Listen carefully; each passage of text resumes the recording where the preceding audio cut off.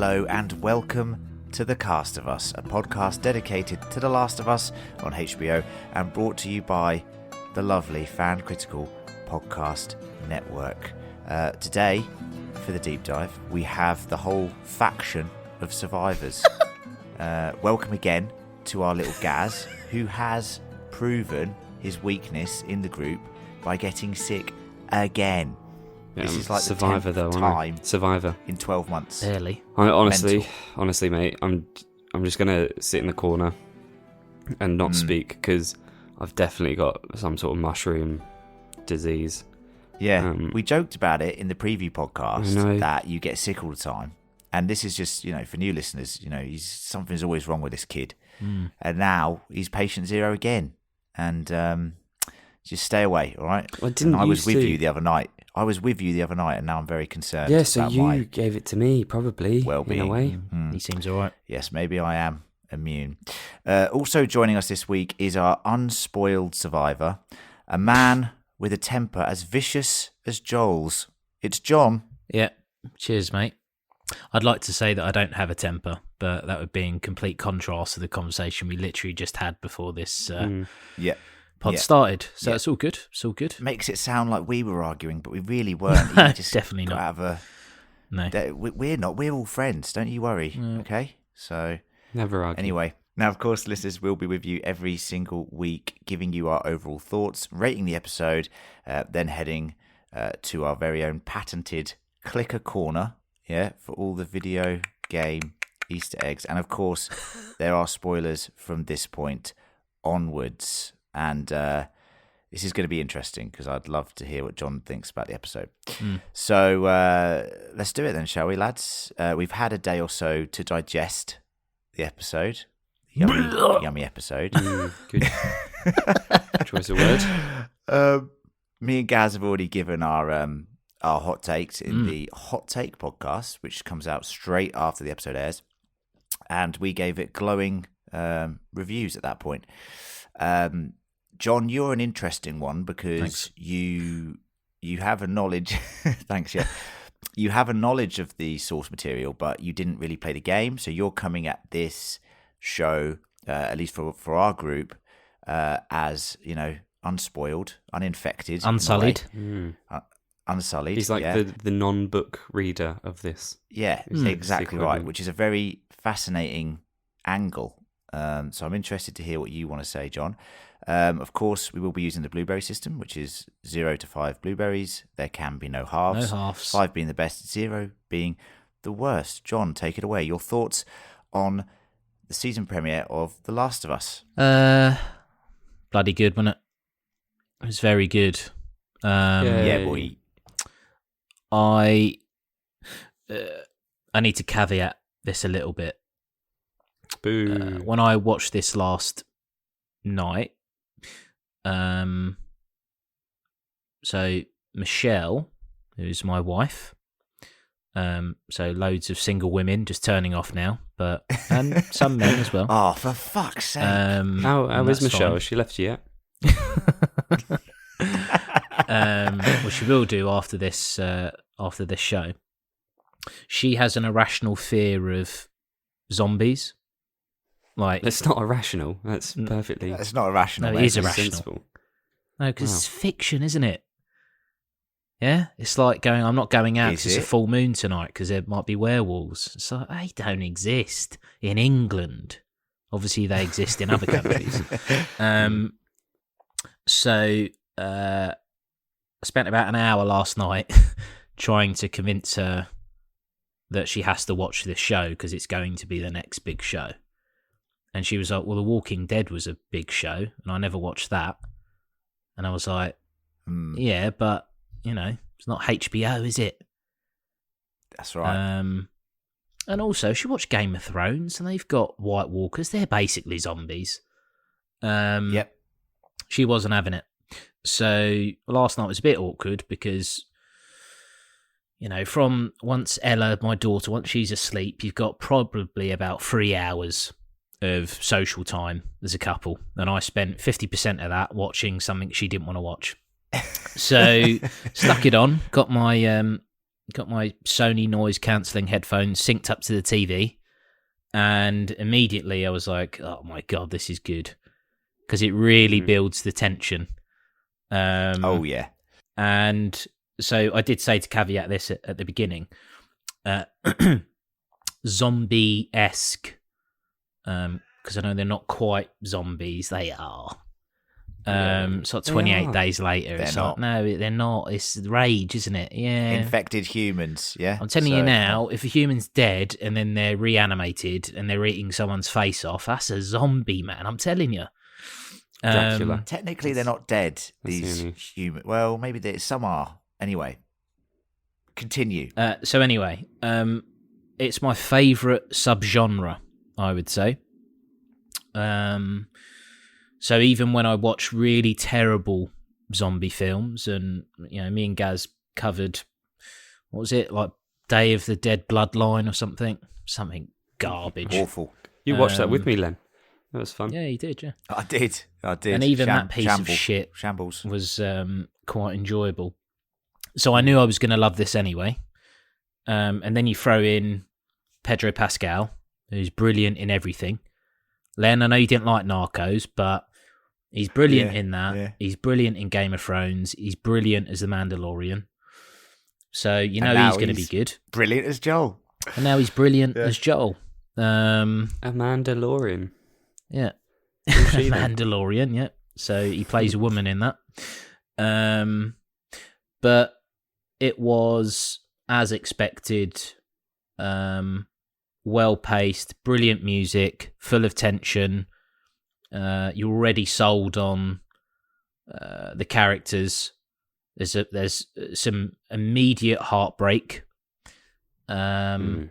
The world building already, is going to be amazing. The budget has obviously gone to create something that looks phenomenal. I know Gaz will talk about this, and so I'll let him go on about the liminal spaces element of it. Just a superb first episode. Well up there with first episode of Game of Thrones, first episode of Watchmen. You watch it and it's like, oh, can I watch episode 2 now? Yeah, I'll turn into a zombie and attack people in the street for episode 2. I need it. It's a 5 bloob, obviously it is. Perfect choice to start and end the plot where they did. Big shout out to the actress that plays his daughter. She's in it for 30 minutes. I hope she gets other things as well, because Nico. She did a lot with her. Fantastic, yeah. Yeah, she did a lot with a very short time. I'm very much looking forward to the rest of this season. I'm going to find it quite hard to pick out any real negatives, actually. So I'd be interested to see, because I think we should. I think, we are fan critical. We are. So we do tend to innit? give some things a kicking at points, but we'll do that in a bit. But I will. I digress. I'll end there by saying 5 bloobs, excellent. I expect the rest of the season also to be fantastic. And actually, I'll leave you with this. I know there was some criticism over how harsh I was on House of the Dragon. Now you see, this is what well-crafted storytelling is. You watch an episode like this, you don't even have to think about giving it a 5 bloob. Whereas if House of the Dragon, it was like, oh, go away, too much. So I'll even let them off with the timestamps. It made sense. It made that was sense. in my notes. So there you go, 5 bloobs from me. Well, lovely treat for you there, listeners, and anyone new to the show. John is, if he gives something a 5, you know it's really up there, okay? Because he's the negative one. All right? Now we're going to throw it to the small, malnourished, dying man in the corner, the one that I've been keeping alive for decades now, somehow finding enough rations to keep him going. It's Gareth. What are your thoughts, mate, before you kick it? Before I perish. Well, cheers for that intro. I'm going to surprise you all. I've had time to think, and it's not that good, is it? Hopefully he does perish, to be honest. Yeah. No, I think John made a point. Like, it's gonna be hard to find negatives in this, and that's a potential problem. I'm like, maybe we should look at something else. Let's start watching something else. Go back to Westworld. Yeah. Fuck me, that last season of Westworld, abysmal. I think it's interesting because of the runtime of like, what was it, an hour 20. A good, like, over a third of it really is told from the perspective of a character that isn't in it from that point onwards. And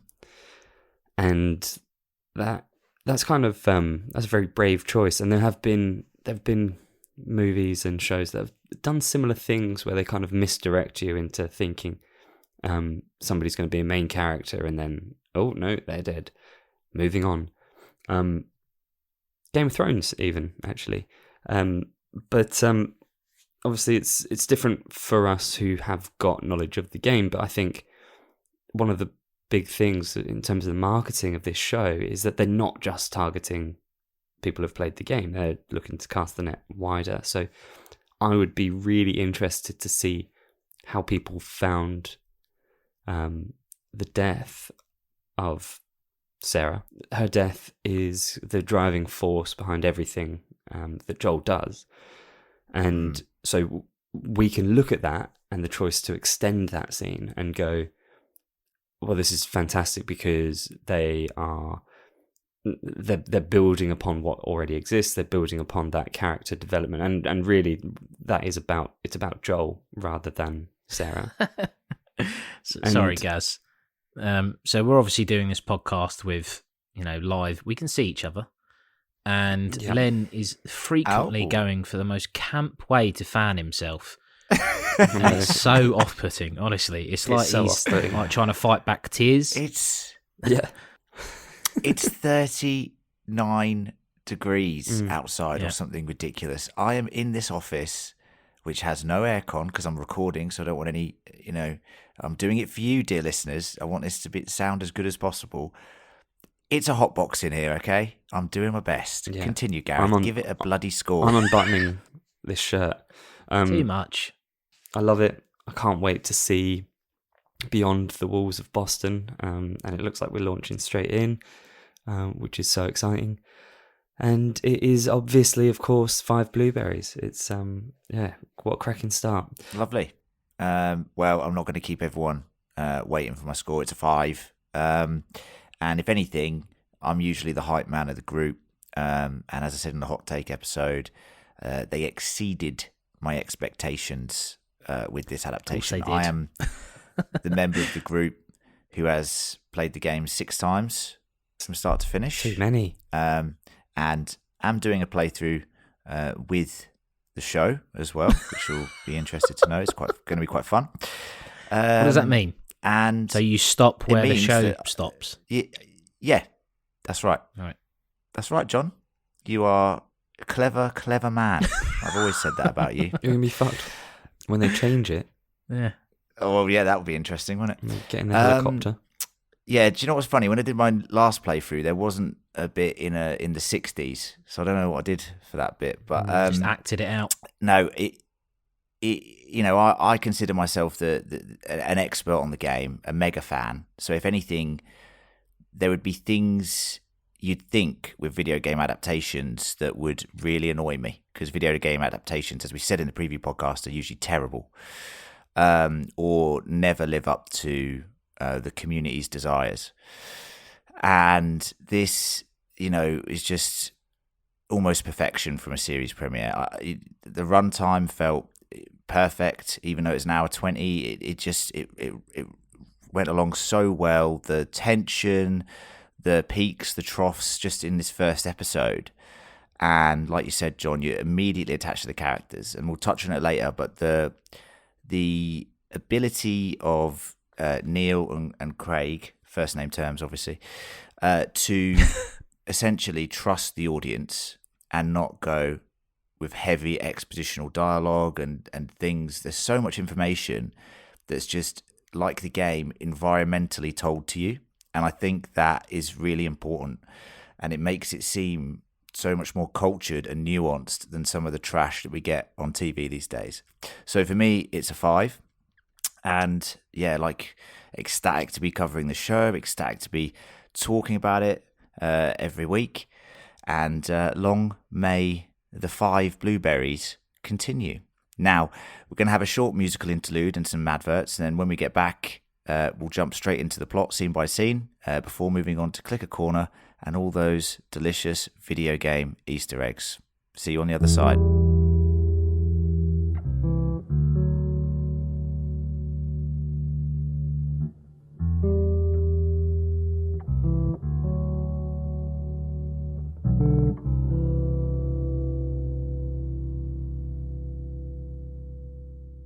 As civilization comes crashing down around us, it can get hard to fall asleep. I know that after a few of those House of Dragon episodes this season, it was definitely difficult to fall asleep. And I'm sure that's the same for you, dear listener. Well, writer and director Adam McKay isn't afraid to admit that adults need bedtime stories too. Join Adam McKay and friends for improvised, meandering tales meant to lull you to sleep. Stories of wayward polka dots, martial arts in mysterious platinum suits, and the terrifying panic of grabbing free stuff. And don't miss sleepy tales from guests like Sarah Silverman, Cole Escola, and Michaela Watkins. Listen to Bedtime Stories with Adam McKay on Apple Podcasts or wherever you get your podcasts. That's Bedtime Stories with Adam McKay.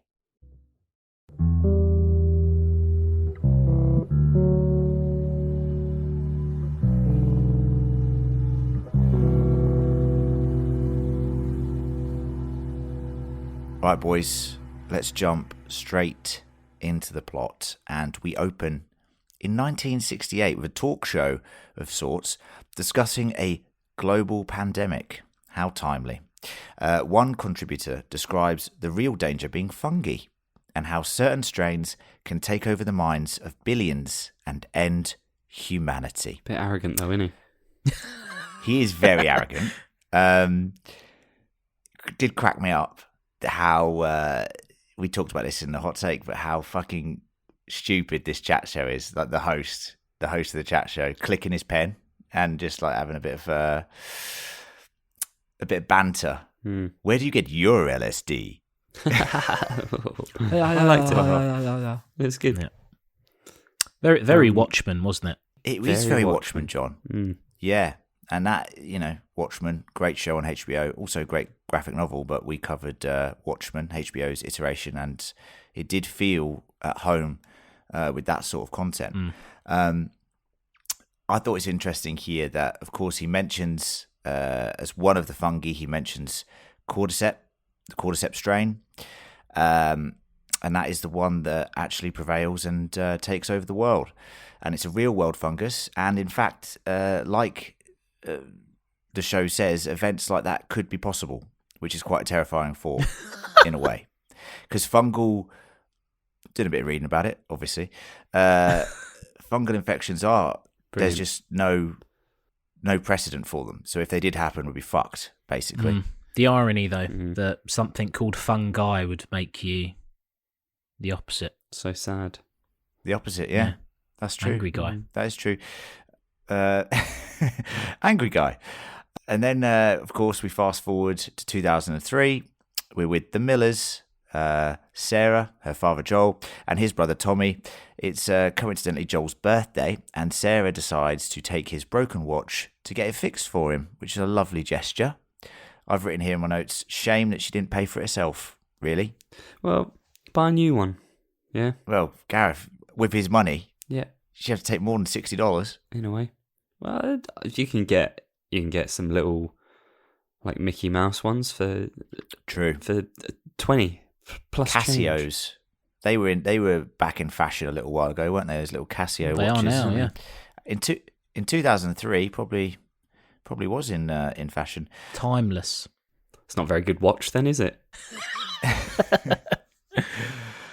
I do like the fact that they're giving Sarah more time in this version of the story, and it makes the payoff all the more tragic. And the fact that we've just had that little opening talking about pandemic means that essentially it's tense as soon as the scene opens up with Sarah waking up. That there's constant tension building throughout these scenes, which I thought was really good. So Joel says he's going to work late, and when he gets back from work, Sarah gives him the present, and then they settle into a bit of Curtis and the Viper 2, which I've put here in my notes. Looks like a cracking option for the worst of Netflix. Curtis and the Viper 2, is that what it was? Yeah. Is there a Curtis and the Viper 1, or is it just... Well, Gareth, went straight to 2. There'll be more on Curtis and the Viper later in Clicker Corner, so stick around for that. That's good. Ooh. Sarah falls asleep, bless her, and Joel has to go bail Tommy out of jail because he's gotten himself into trouble with the law. And then when Sarah wakes up, all hell begins to break loose, especially when Sarah bumps into Nana. Now, boys, how terrifying is Nana? Yeah. Yeah, before the virus. Agreed. Did the she's scary. The old man on the floor with his his throat bitten or whatever, was he trying to? Yeah. Did he try to say something? I couldn't quite make it out. Help me. He said, "Help me." Oh, is that what he said? Yeah. Right. Why don't you just say run? You dead, mate. Yeah, I know. Selfish Come on, bastard. selfish. Well, Yeah. it's the fungus talking, John. It's the fungus talking. Help me, help me. fungi. Let me suck your face off.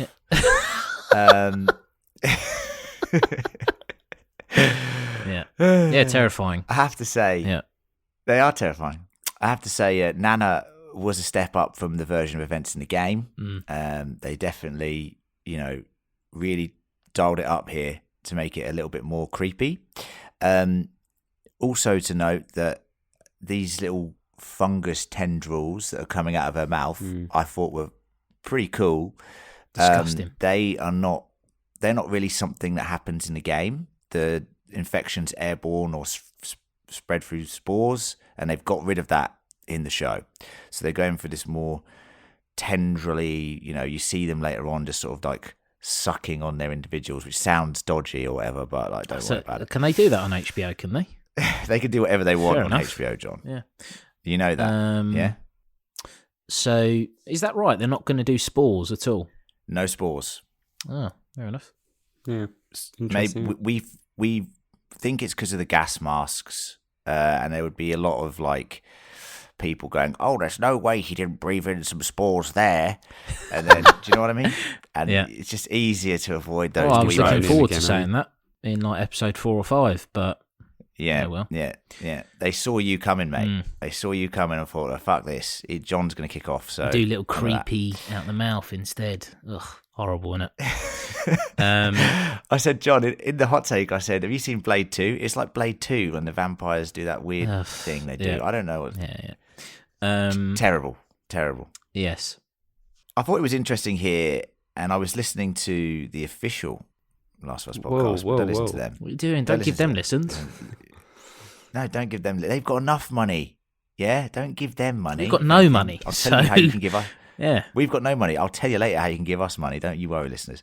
But they were talking about how, and I thought it was interesting, how the virus has the capacity to heal, like, fix all of her ailments, like her lack of mobility, the neuromuscular diseases that she has, but also is like a curse in a way. And I was thinking to myself, only downside is you become a fungi monster. So Gaz, this could be your solution, mate. This could be the thing that fixes you permanently. No more injuries, no more illnesses.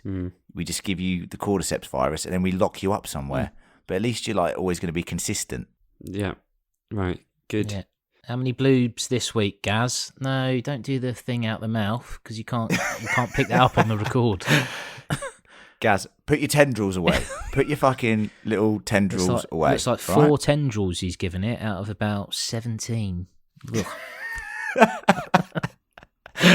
rude to count another man's tendrils. So. That is true. Oh dear. Put them away. Put them away. Disgusting. Right. Bloody hell. Anyway, I've written next here, Joel turns up and clocks Nan with a wrench. Yeah. Clock. Yeah. After he got his watch fixed as well. As he, Tommy, and Sarah try to escape the chaos. In town, as the military close a border around the city, a plane crashes, knocking them all unconscious. Joel carries a now injured Sarah, but as they escape the infected, a soldier stops them and receives orders to kill them. He shoots and is about to execute them until Tommy saves the day. Sadly, though, Sarah is fatally wounded, leaving Joel clutching his dead daughter in his arms. Brutal. So, John, as a non-game player, what did you make of this whole sequence and the way it was shot? Yeah, I mean, you keep saying non-game play. I played that bit. Yeah, I know you did, but you know what I mean. Well, I was going to say, actually, so I was megally impressed with the car journey. Megally. Felt like a video game. And they absolutely shot it in that way. Like, you feel like you're the fourth person in the car. The static camera with like the car moving as it does. It was brilliant. There is no comparison, obviously, but when Dwayne "The Rock" Johnson starred in Doom, the movie. Oh, for fuck's sake. You're not going to tell me the sequence at the end. There's a first-person bit, isn't there, where they're like, right, this is now going to be, and you've got like, so the gun is still, and then everything else is like it's frames per shambolic. second. I think if that Doom film didn't exist, they never would have made The Last of Us, the TV series. How about that? Imagine that. I loved it. It was really good. And I'd imagine, I mean, just the capturing of that chaos, the bit where you've just got people just going mental in the street. I mean, let's not even mention the fact that a plane crashes into the road, but then you've got Joel on his effects. Looks great. Yeah, you've got Joel. That bit where he's standing there with his daughter, she's obviously twisted or broken her ankle, and he walks into that alleyway. He can't go back, and he's just looking at like 11 zombies, tendril boys, eating away, gobbling away. You would just, this is what I'm talking about, where I'm like, I would just kill myself immediately if there was a zombie outbreak. Because my voice is going. Look, I'm nervous about it now. All that he's upset. funky talk. Don't worry, it's an irrational fear. It is an irrational fear. But I live in Tower Hamlets in East London, so I think it could kick off at any time here, to be honest. It's a bit of a grim place. Yeah. Be prepared. The bit where he's running away from that one fun guy who smashes into the door. He is fun. Smashes into all of the plates and stuff and the chairs through the door. Yeah. Terrifying, wasn't it? You know, just slow down a bit, mate. You'd have a much better success rate if you just chilled out. He's a raw talent. Yeah. You know, if he got some coaching, he's just going 110% all the time. His hamstrings must he be... could be a champion. Yeah. Well, actually, not with the fungi. They've been reinforced. Power. They've been reinforced with fungi, mate. Yeah. Those hamstrings are more solid than ever. Yeah, that is true. I think keeping the point of view from, Sarah for a lot of it, and having that, that locked off camera in the car, like the game, it just looked, it already looked amazing in the game. It looked incredible when they've realised it in the adaptation here. And like, if you actually look at some of the side-by-side images, it's almost a one-to-one with the game at times. And it's amazing how well that's translated, actually. Because you could think that was quite like a gamified thing. Sort of running like a but it video ended game up being- character as well. Like There's a bit where he runs into the wall. Yeah. Yeah. Just and then takes a little half step back, and you have to start sprinting again. But yeah, like that whole sequence, I thought was just incredible, and it all culminated in the death of Sarah, which even though I've seen that sequence so many times, why do you keep playing that bit? Just that bit Weirdo. over and over again. I was in tears, man. I was feeling quite emotional yesterday as well. Don't know why. Just woke up that way. And then You okay? No, yeah, I'm alright. Yeah. And then I was watching Last of Us, and obviously, like, I said this in the hot take. It's just that moment where I sort of realised that this is going to be fucking brilliant. But also, like, Pedro Pascal holding his daughter there, covered in blood, and just the expressions that he got, I was like, oh my word, this is powerful stuff. And I mean, it's brutal, but I absolutely loved it, obviously. But heart was broken. And Gaz, you mentioned this, now that we're all parents, it resonated even more. Yeah. I can't keep watching it. And like, I was trying to watch a few kind of feed, Let's rewind that bit again. I was trying to watch a few like instant reaction things. I can't, because they just keep playing that scene over and over to talk about how brilliant it is, and it is brilliant. But I don't need to keep seeing it. I'm done with it now. Thanks. Cheers. Done with it. All right. Well, I'll tell you what's let's weird. be done with it too. Okay, let's not. But just on that, I think it's important as we're all parents. We the way in which we watch media now is different, and I kind of first started getting that with Stranger Things and Hopper and 11. You know, I'd lump in my throat, to be honest, on a number of occasions. See a doctor about that, mate.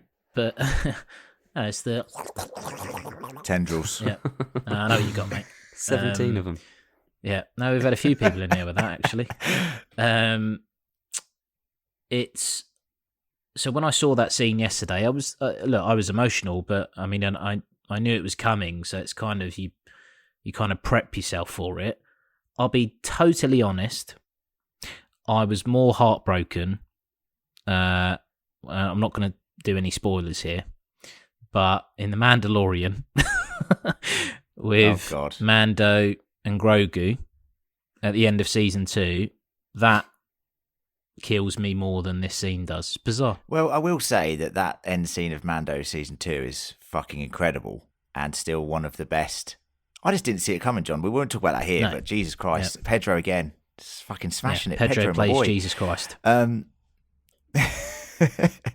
Let's move on, and let's move on 20 years, in fact, because we fast forward. Pod. Yeah, very long. We fast forward and we see Boston in the year 2023 completely overtaken by nature, and in the distance, a quarantine zone. A boy on the verge of death collapses just outside and is saved. Hurrah! Gaz? It's a little girl, isn't it? Oh my God. No, I think it's a boy. I think it's a boy. I saw a review saying it was a little girl. Looked like a boy to me. Yeah, I thought it looked like a little boy, but... Non-binary. Yeah, well, there you go. Non-binary, John, that's fine. Yep. There you go. Well, Bella Ramsey is gender fluid. So. I did see that. Article, actually. Fair play, Bella. We support you. Now, they promise him all the food and toys that he wants as they medicate him. And I've written here in my notes, and this is obviously a lie.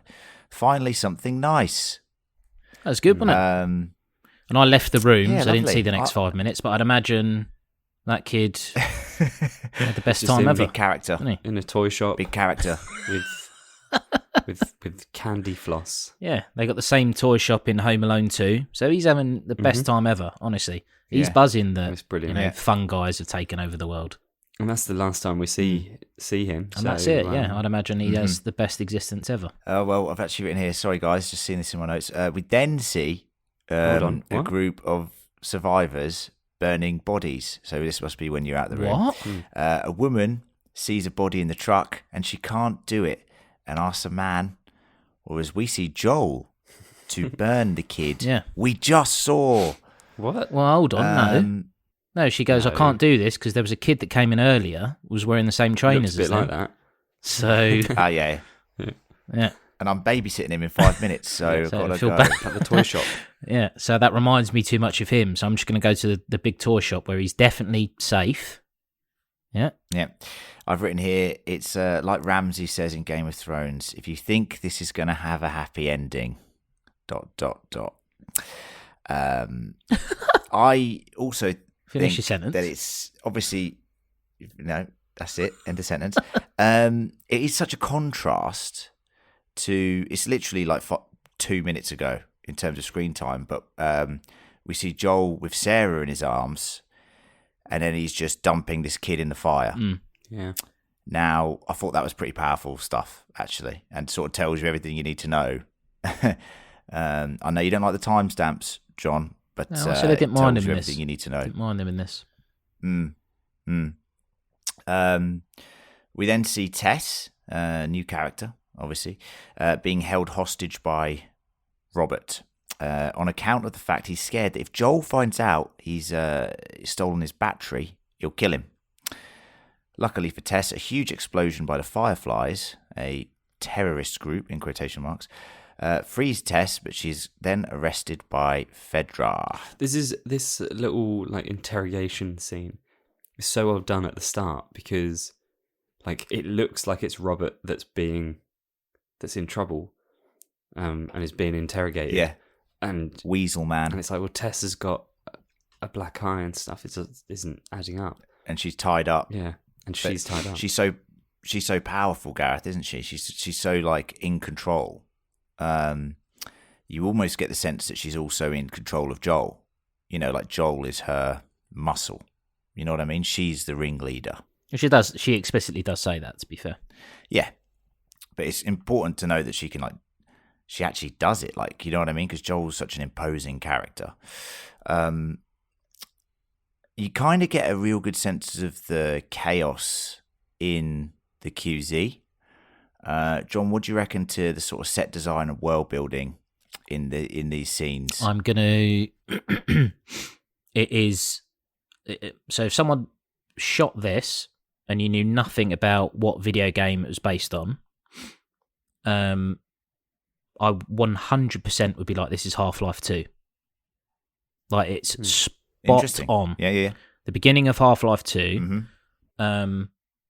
the way in which the breakdown of like the little alleyways that lead off into little courtyards and stuff, it's exactly like Half-Life 2. Mm-hmm. And again, I loved it. It's not, no scene felt needless or overbearing. And again, you're talking about, I don't know what the runtime was, 80 or 90 minutes. It didn't feel long. Yeah. You know me, I always look out for these extras where I'm like, that extra was shit, wasn't he? Or like just some little Yeah. character. I didn't get that at all in this. I thought it was very well done. I thought for a moment you were going to get it with the police, the guy or the Fedra officer that that Joel's in, like as his contact. Doesn't he look a bit like a budget Jake Gyllenhaal? Yeah. But in the end, he was good. He was good. Yeah. No, he was good. Yeah. Would you want to live there? Would you just go, I'll just live here? Wouldn't even go out? Yeah, I've written in my notes. It's just fucking grim, innit? It's just fucking grim. Yeah. Like Dirty it's house. like you survive for Right. you survive for 20 fucking years, and this is it. And I guess that's kind of the point, that the Fireflies are trying to, overthrow this oppressive government or faux government that's sort of taken over the United States. I'm sure that will be explored as the season goes on. Joel is trying to get a car together to go and help his brother Tommy, who he believes is in danger. When he sees Tess and how beat up she is, they form a plan to kill Robert and get their battery back. I've put here as a little note in the game. this is different. I think Tommy is kind of estranged from Joel in the game. And the reason they go to Robert is because he stole a cache of their weapons. And I think this version that they tell in the show is way better. Not only does it connect Joel and Tommy more emotionally, but it also, Joel's trying to go out there to save his brother. He's trying to get this car together to save his brother, which I think is just a stronger narrative direction for the character. We see Ellie for the first time posing as Veronica, shackled in a room, being held hostage by the so-called terrorist organization, the Fireflies. She is made to answer lots of questions and tests until Marlene, head of the Fireflies, tells her that she is in fact... She's bossy, isn't she, Marlene? She is. Marlene. She tells her that in fact she has a greater purpose than anyone could have imagined.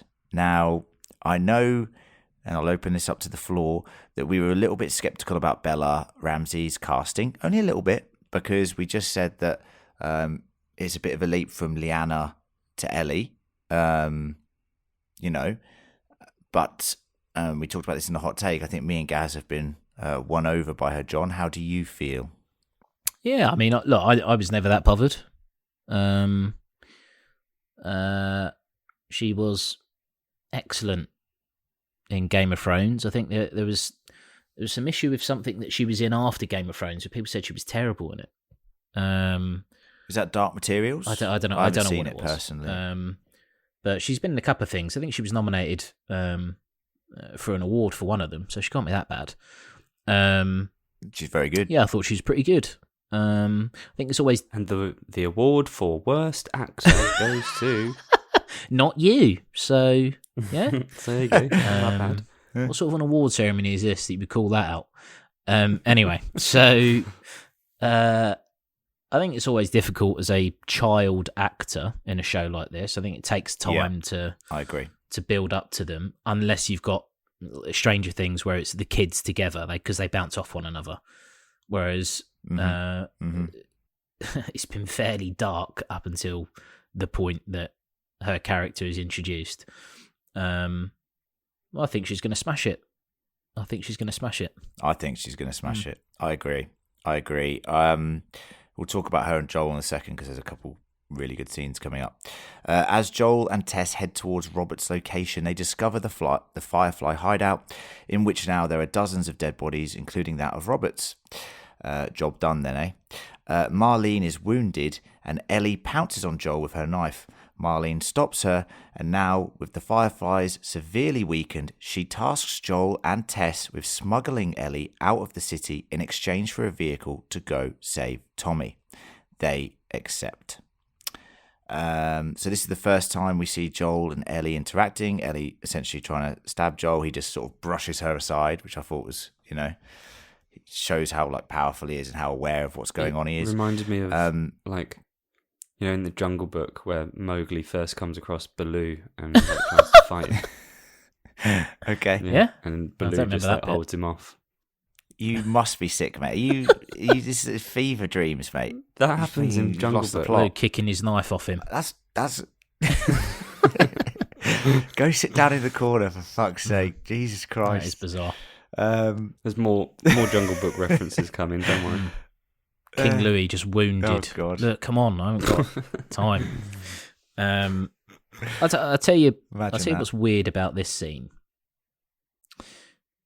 I get there needs to be some warmth, and a little bit of humour, banter, but the bit where he's like, look, let's, or she says, let's have a quick chat when they're talking about potentially taking her as cargo.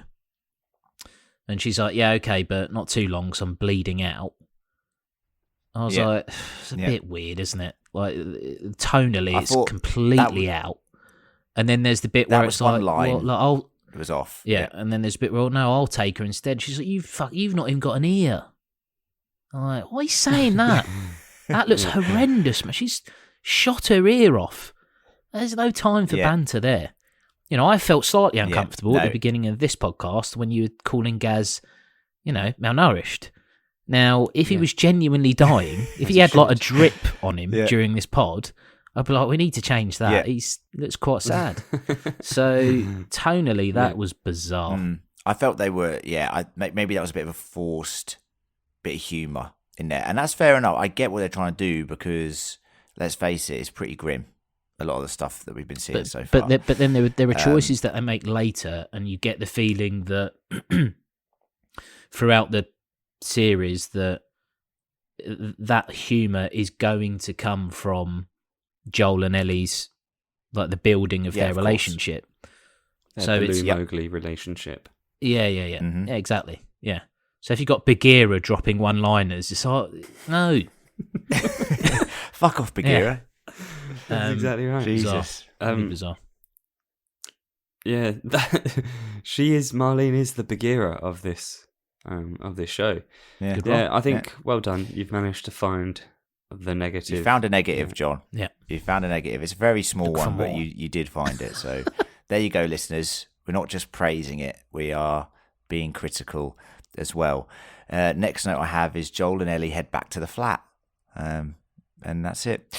They have a massive, not massive, but they have a few. It's just those two in the flat, and they have this dialogue, this interaction, which I thought was just brilliant. Just there, it's just a few lines. Ellie's clearly a bit scared, and she's asking like, "How often do you go out raiding?" Like, you know, and Joel's trying to do the whole gruff, I don't give a fuck, don't talk to me situation, but he can't do it. He's sort of, you see those little chinks in his armor, like he starts not opening up to her, but he's like trying to calm her down or something. And I thought it was fantastic. I just this moment of quiet before this journey begins with those two, I really enjoyed it. Yeah. He just doesn't want to get attached, you know, and the show has told you why. I mean, the guy has to take pills and, you know, multiple shots of whiskey to go to sleep. So, you know, he's gone through it. He's gone through it a bit. Again, I've no idea why he's not thrown himself off a roof or something. But I'm not advocating constantly for suicide on this podcast, by the way. At least like, share, and subscribe before you do. What do you make of the radio comms and her going? Yep. Oh, there was the song "Wake Me Up Before You Go Go." What do you make of that? I really liked it. Yeah, and what's funny, John, is in the hot take, me and Gaz said what our 80s songs would be that we would use on the radio. No, I did hear that. Yeah, what would yours be, out of interest? For what though? For like to end the episode on, or danger? Yeah, to end the episode on. Yeah, to end the episode on. So, you know, we'll get onto that bit in a minute, but come back to it. We've got some scenes in between, so we'll come back to it. Have a think. Okay, we'll come back to you, John. You've got time to think. Okay, listeners now are like, well, I can't wait to hear what he says. And if you want to just agree with me and say Tears for Fears are the best. That was a great shout. That was a really good shout. Thanks. It was a good shout. Shout. Yeah, nice. Let it all out. Not that. Yeah, very good. As night falls, Joel, Ellie and Tess attempt to get out of the city. En route, they are accosted by a soldier, one that Joel provided pills for earlier. As they are getting scanned, Ellie stabs the soldier, and Joel then has a PTSD type flashback of the soldier who shot Sarah. Then he proceeds to beat the soldier to death before it is revealed that Ellie is in fact infected. She then explains that is why she's special cargo, and that bite was 3 weeks ago. Okay, a few things to unpack here. What did we reckon to Joel bludgeoning a man to death with his fists? I think it was done really well. The like quick little flashback to the moment. it wasn't done necessarily in like a tacky way. It was done in a it was done as like arty you way. could see that being what just suddenly flashes through his mind. Like that's what it looked like. So it worked. And someone like Joel, like you would react in that way, wouldn't you? I think it also maybe implies, like, I know it's early days for his relationship with Ellie, but it implies a little bit of protective instinct that he might have over her. Yep. Yep. And yeah, I thought it was a well used tool and brutal. I do feel a bit bad for that soldier. He wasn't the worst guy. Budget Jake Gyllenhaal. Budget Jake Gyllenhaal. I do think it shows you how broken Joel is, just as a human being, just surviving for surviving's sake. They all are. Yeah, I know, but it's just a bit tragic, isn't it? And it's only going to get more tragic, guys, because it's like I said. If you think this has a happy ending, well, they are the last and the of fact us. That this, so yeah, very good, John. Why has no one very said good. that? Well, fucking hope they don't. Imagine that. It'd be so weird. Although, Part one. remember in The Walking Dead, in the graphic novel, when he says "We are the Walking Dead," that is very powerful. So maybe there is room "We are for the it. Walking Dead" season 4. What? Yeah. In the prison, And that is why I will become Superman 3. No, Jesus. Superman 4. The Quest for Peace. That's the Family Guy gag. Oh. Yeah, There you go. I'd say. Didn't realise he was such a Family Guy fucked it. aficionado. The fact that Ellie's infected and reveals this to Tess and Joel, they obviously can't believe it because, like the guy said I can't believe What? that. Have you Honestly. seen this? Joel, have you seen this? I cannot believe it. Honestly, I am stunned. But like the guy in the chat show said, there's no cure for it. There will never be a cure for it, or that's what they thought in the 60s anyway. Can you believe this, Joel? Because do you remember that chat show in 1968? Yeah. Where they said there would never be a cure. Well, she's saying she's been cured. Yeah. I can't believe that. About an hour ago, they were saying it definitely can't be Immune. cured, but now we've got the cure here, I think, so that's good. Oh, 80s song might be coming up for you. Just saying.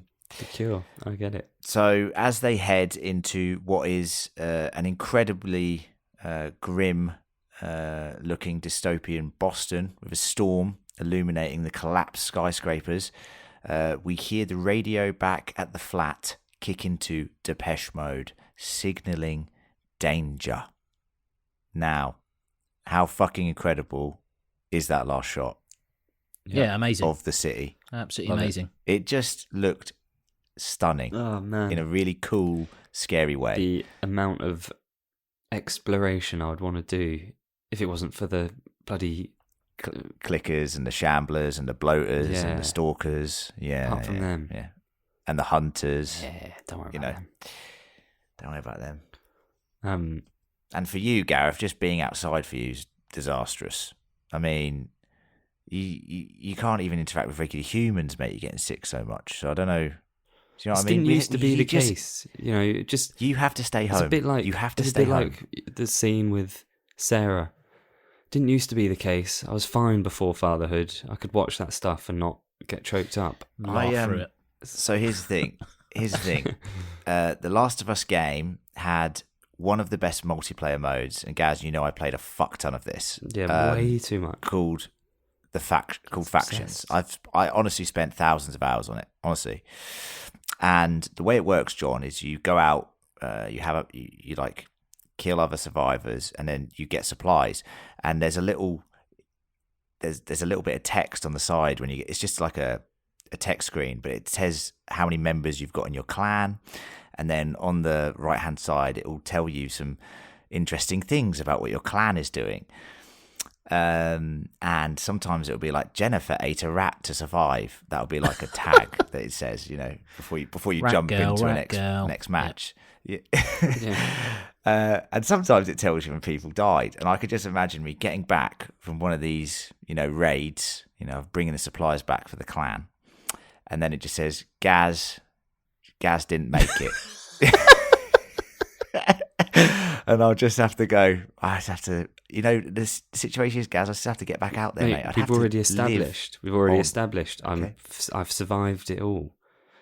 I know. I because endure. of me. Yeah, he's in the toy store. Well, that's true. Endure and survive. Yeah.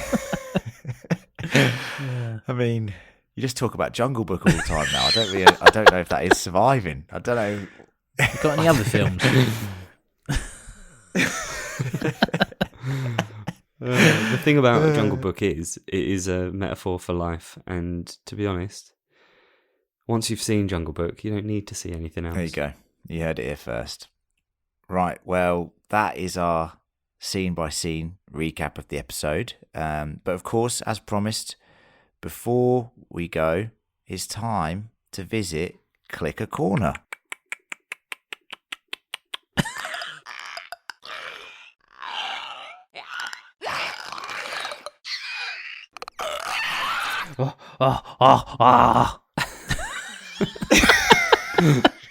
There's a Clicker Corner. This is Dicker Corner. Welcome to Clicker Corner.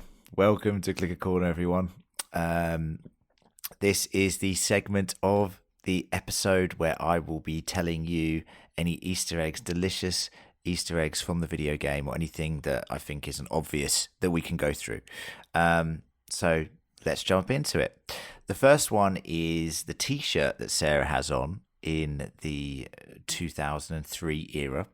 Is that of Hallican or Hallison Drops. I don't know how you pronounce Hallican, it. isn't it? Probably Hallican. And there are band posters throughout the first game. And I thought this was really interesting because, so it's a Reddit thread that I remember seeing fucking years ago. And this band goes on tour to every single location that Joel and Ellie go on this trip. Just a little bit of story weaving there. Read that fucking years ago, and when I saw the T-shirt, I was like, "Oh, got to get that in Clicker Corner." So, we don't get it in filter there. for quality in Clicker Corner. It's just everything. Oh, it's everything, mate. Curtis and the Viper 2, the one that I reckon you boys would review, is an 80s movie. Apparently, it's not real. It's fictional, obviously. It heavily features in dialogue for Last of Us Part 2 with, I'm not saying any spoilers, but it's just in Last of Us Part 2. So that's nice that they were able to sort of get it into here somehow. Very good. Sarah's watch, or Joel's watch, is exactly like the game. The line, "Your watch is broken," later said by Ellie, which I fucking love, by the way, is bang on. Such a good line from her that, that watch is important, people. So make sure you keep watching it. Keep watching that watch. Mm-hmm. All right. This is tenuous. This one's so tenuous. Joel's wrench, when he smacks Nana around the head. Yep. Yeah. Now, I've been waiting for some sort of game type Was things. the wrench like was it a Sony PlayStation wrench?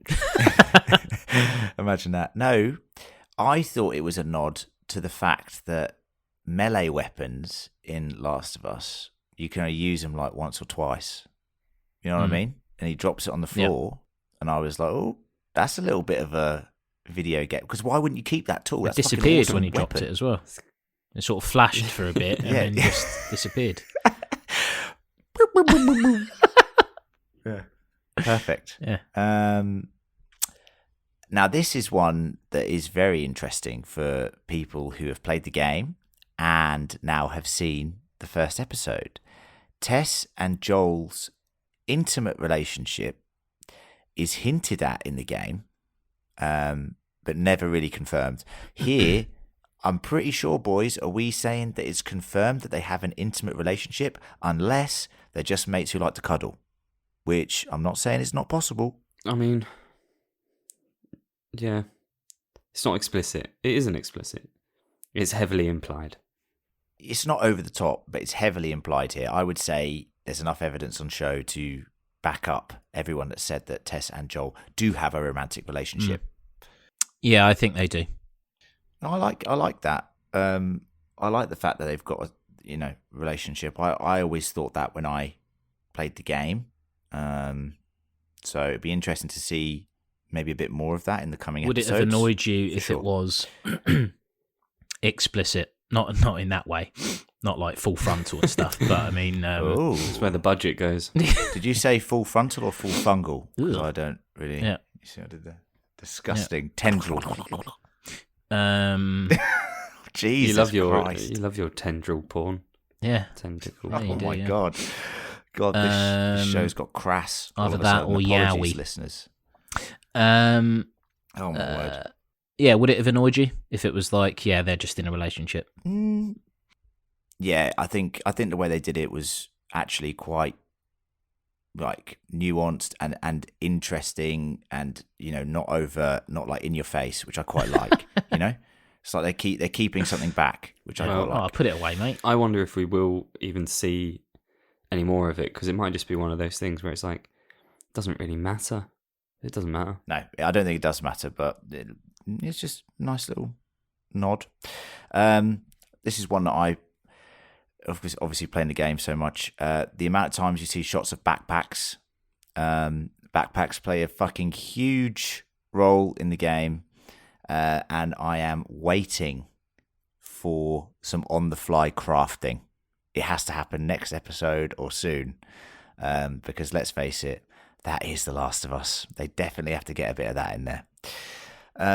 Escaping the QZ is literally extremely similar to the game. The searchlights, it feels like a stealth section, which I'm kind of hoping there won't be loads of stealth sections, but I kind of like the fact that the escape from the QZ was like that.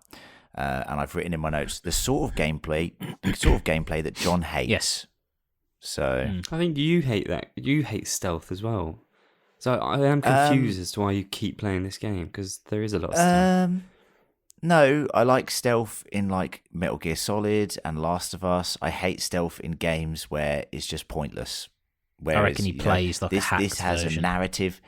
where he's like RoboCop or something. This has a narrative reason for stealth. All right. I think So- I did think it was a bit weird though, like when they saw little budget Jake having a piss. it was a little weird. Yeah, I know what you're gonna say. Like, Yeah. and then they like decided just to still try and walk past him. Like, just go back a little. Like, just wait. That was very video It gamey. was really like weird. they slightly mistimed it. He's turned around. Hey, you there? But if you go back in the shadows, he'll go, must have been imagining things. What was that? Huh? I think I saw something That'd over have there. been Huh? My imagination must be playing tricks on me. There's like an exclamation mark on top of his head. Huh? Yeah, exactly. Oh dear. And the final one for Clicker Corner is the actress that plays Marlene is the same actress from the game. Oh, nice. That's good. There you go. So that's it for our initial thoughts. The deep dive on the series premiere of The Last of Us. If people could be so kind as to subscribe, share, and spread the word of this podcast, that would be incredible. If people want to go even further and join our Patreon, then they can go to patreon.com/fancritical, where you can get access to bonus content and, of course, help us out financially. John, you like it when people give us monies, don't you? That's all right. I mean, I won't say no. But he never says no to anything. Well, So that's the way he is. yeah. Okay. And Gaz needs it. He needs fucking rations. Send in the money so we can get Gaz some supplies. I'll just spend it on Okay. new Jungle Book related paraphernalia. Fuck off. Fuck Can off. we you Jungle Book. end this pod with bare necessities just playing us out? Oh my god. Right. Anyway, thank you to Patient Zero, Gareth, whose fever dreams have taken him. And if he's not in the next podcast, you know what's happened, listeners, all right? So that's that. Can you imagine how annoyed listeners will be if we end without me saying any song from the 80s? Oh, good point, John. Yeah. Good point. So anyway, so see you later. Take it away. Do you know what? What's the I thought song? about something from Human League, but I would probably end on something like, just because it's going into the city, West End Girls from the Pet Shop Boys. Very good choice. Very good choice. And on that note, thank you, John, and thank you for your 80s wisdom. No problem. I was born in it, moulded by it. Yeah. Oh dear.